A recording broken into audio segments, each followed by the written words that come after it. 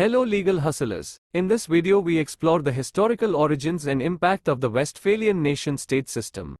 The Peace of Westphalia, signed in 1648 in Osnabrück and Munster, was a series of treaties that ended the 30 Years' War in the Holy Roman Empire and the 80 Years' War between Spain and the Dutch Republic. It established the idea of state sovereignty, meaning that states have the right to govern themselves without interference from others. This was a precursor to the modern nation-state system. The treaties also promoted religious tolerance, allowing people to practice their own religion, and recognized the rights of minority groups within states. Implications on the modern nation-state system. The Peace of Westphalia, signed in 1648, marked the end of the 30 Years' War in Europe and is often considered a pivotal moment in the development of the modern nation-state system. It had several key implications. First, sovereignty established the principle that states have exclusive control over their territory and affairs. Second, territorial borders recognized and respected the fixed borders between states. Fourth, religious freedom allowed rulers to choose the religion of their territories and granted individuals the right to practice their religion freely. Fifth, balance of power aimed to prevent any single state from becoming too dominant, ensuring stability in Europe. 5. Technique of balance of power: alliances, diplomacy, military strength, territorial adjustments, soft power.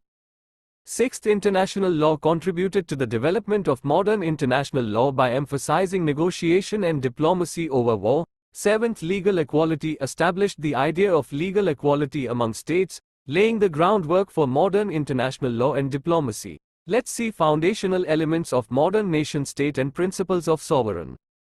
The principles of sovereignty are foundational to the modern nation-state system. Sovereignty refers to the authority of a state to govern itself without interference from external sources. It is a key element that distinguishes a state as a sovereign entity. Here are the foundational elements of modern nation-state sovereignty.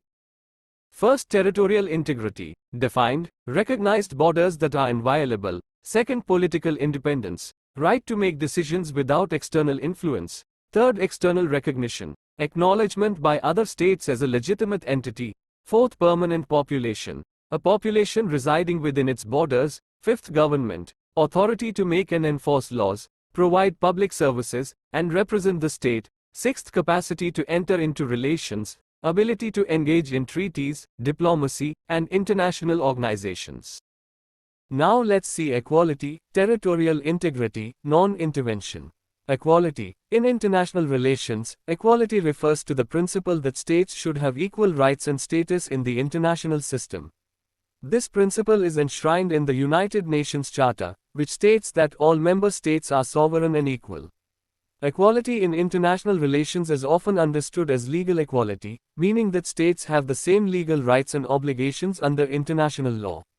However, in practice, states' power and influence in the international system can vary significantly, leading to debates about the extent to which equality is truly realized in international relations.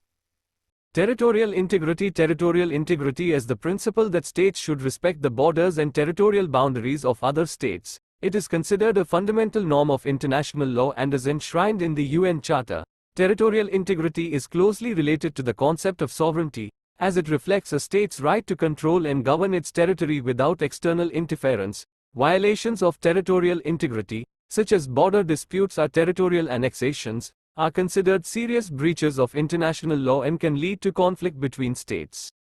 Non-intervention. Non-intervention is the principle that states should not interfere in the internal affairs of other states. It is based on the idea of state sovereignty and the principle of non-interference in domestic affairs.